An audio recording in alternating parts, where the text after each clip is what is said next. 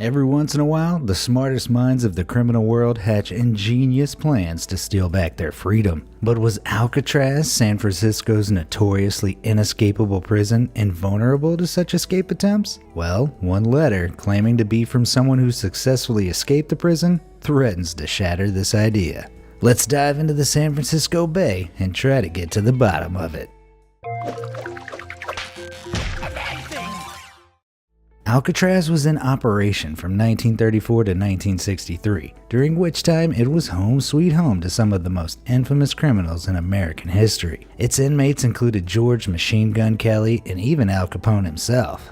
It was designed to be a prison for America's most troublesome inmates, as its armed guards, towering steel walls, and isolated location made escape seemingly impossible. Even if an inmate made it out of the building somehow, they'd then have to find their way across the natural freezing cold moat of San Francisco Bay. The bay was rumored to have currents powerful enough to drown even the strongest swimmers in seconds, and that's not to mention the great white sharks. With its reputation considered, you can imagine the San Francisco Police Department's surprise when they received a letter in 2013 claiming to be from an Alcatraz escapee. But how could someone possibly escape from Alcatraz and live to tell the tale?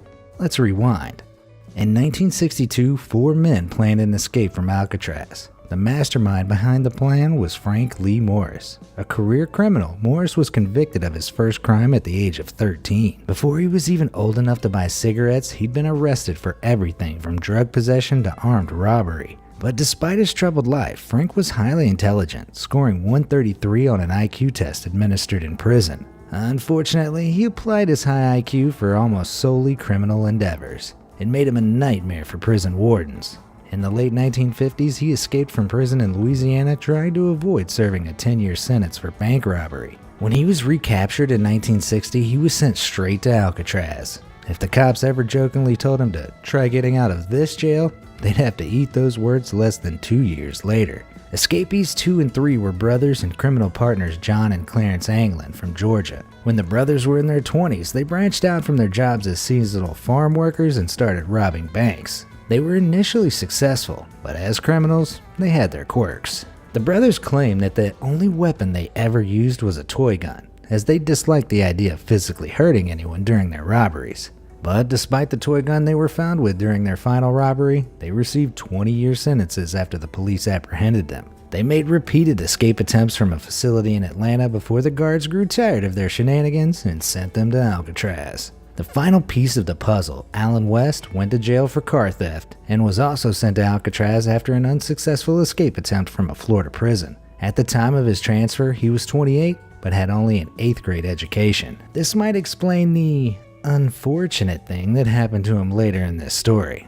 Stay tuned to find out West's crucial mistake. These 4 prisoners were next-door cell neighbors in Alcatraz, and after becoming acquainted, they were soon working on an escape plan. Over the course of 6 months, each of them painstakingly gradually widened the ventilation ducts in their cells. This is where the cleverness of Frank Lee Morris really flourished. Under his guidance, they chipped away using discarded saw blades from the prison workshops, spoons stolen from the mess hall, and an electric drill fashioned out of a vacuum cleaner motor. They hid their progress from the prying eyes of the guards by covering it up with cardboard painted to resemble the walls. The noise their work created was masked by the din of the daily music hour, something Alcatraz staff had introduced to try and make things less grim. When the holes were big enough to crawl through, the 4 men began slipping away every night to the vacant top level of the cell block. There, they stealthily assembled life preservers in a 6x14-foot raft out of stolen raincoats, hand-stitched together and sealed using heating pipes.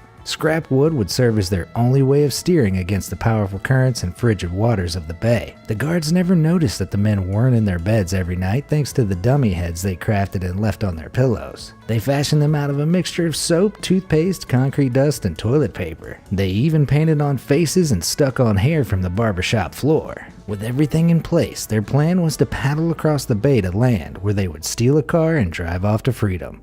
Eventually, the big day arrived. Night fell and each man wriggled his way to the roof. All but one, that is. Unfortunately for Alan West, he'd used cement to keep his vent in place so that the guards wouldn't notice he'd removed it. And it had hardened. By the time he got it off, it was too late. Morris and the Anglin brothers had no choice but to leave without him. The escapees took their gear with them, climbed down a vent pipe to the ground, then scaled a couple of 12-foot tall barbed wire fences. Eventually, they reached the shore near the island's power plant, which was a blind spot for all the searchlights and gun towers.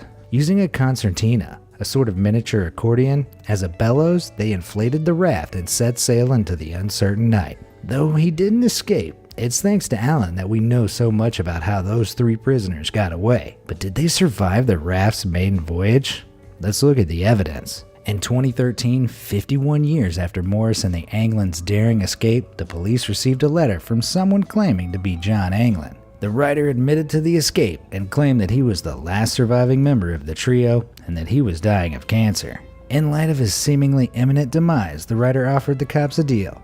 He would turn himself in if they promised to get him medical treatment and less than a year of jail time. But was this extraordinary letter really from John Anglin? He would have been 83 in 2013, so it's certainly possible that he would have been alive, provided he survived the trip across the bay in 1962, that is. The letter was carefully examined for fingerprints and DNA, and the handwriting was expertly analyzed. But results were inconclusive. Without certainty either way, the letter's origins may seem dubious at first.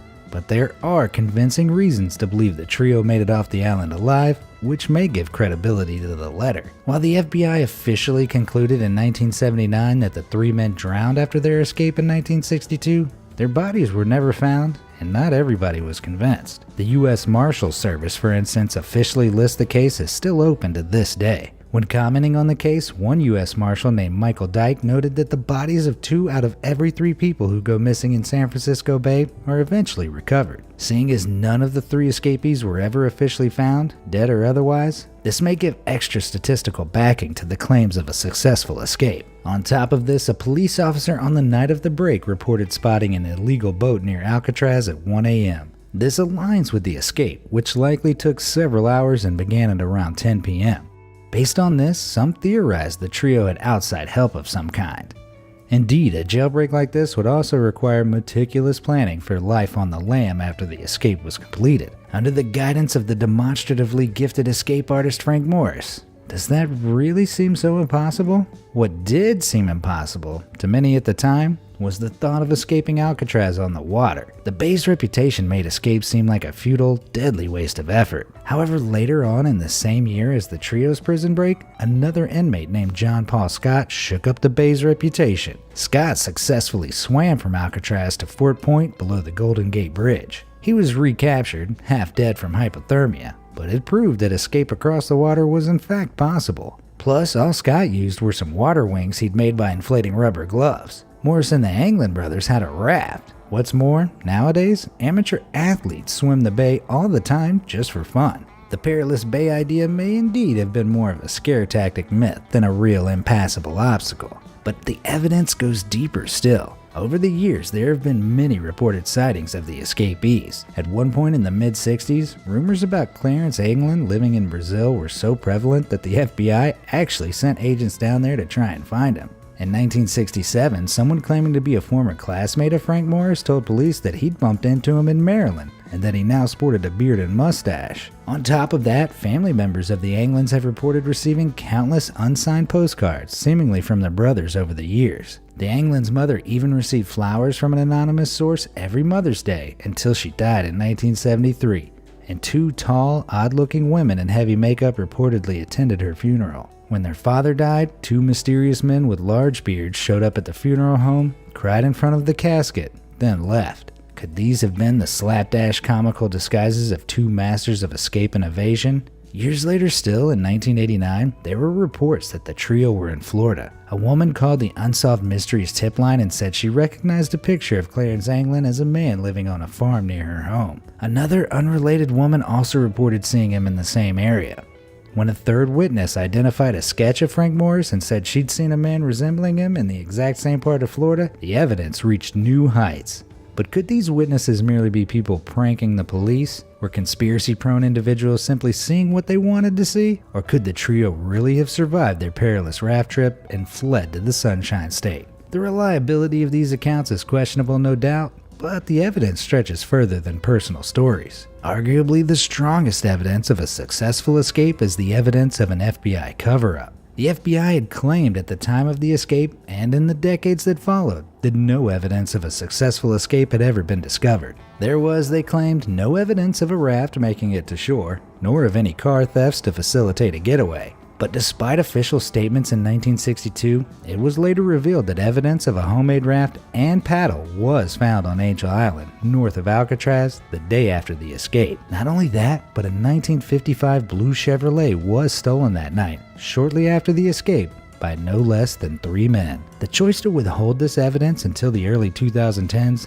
does seem to suggest a cover-up. After all, why would this information be withheld for decades if there was nothing more to the case, and the men drowned like the FBI said they did? It certainly arouses suspicion. But there's one last piece of evidence that some take as proof of a successful escape. A photograph taken in 1975, which supposedly features both Anglin brothers. The photo was given to the Anglin family by an old family friend in the 90s who claimed to have encountered the brothers in the 70s. The picture was recently examined by a facial recognition analyst who concluded that the men it showed could indeed be the brothers. If the photo really is them, then their escape was a success. And with the evidence of a cover-up and countless reported sightings and contacts with the Anglin brothers, is a deathbed confession letter beyond possibility? Well, I guess that's up to you.